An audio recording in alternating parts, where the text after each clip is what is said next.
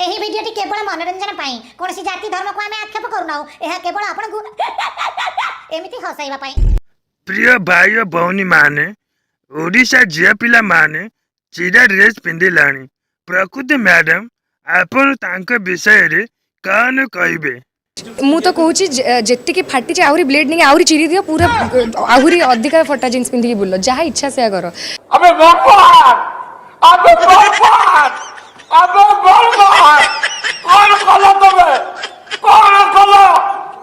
ଇଲୋ ମାଲୋ, ତୋର ଚାରି ଖୁରାକୁ ଜୁହାର।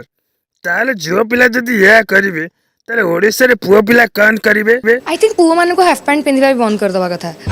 ପୁଅ ପିଲାଙ୍କୁ ହାଫ୍ ପ୍ୟାଣ୍ଟ ପିନ୍ଧିବା ବନ୍ଦ କରିଦେବ, କାରଣ ଓଡ଼ିଶାରେ ସମସ୍ତେ ନାଙ୍ଗଳା ହେଇ ବୁଲିବେ। ଗଲାବେଳକୁ ଗୋଟିଏ କଥା କହିବି, ଓଡ଼ିଶାରେ ଚାଷୀ ଭାଇ ମାନେ କାମ କରୁଛନ୍ତି, ମୁଣ୍ଡରୁ ବାହାର କରୁଛନ୍ତି ଝାଳ।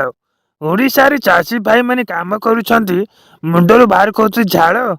ତୁ ଯେତେ ଡ୍ରେସ୍ ପିନ୍ଧି ପ୍ରକୃତି, ତେତେ କେହି ଅନେଇବେନି ବାଳ।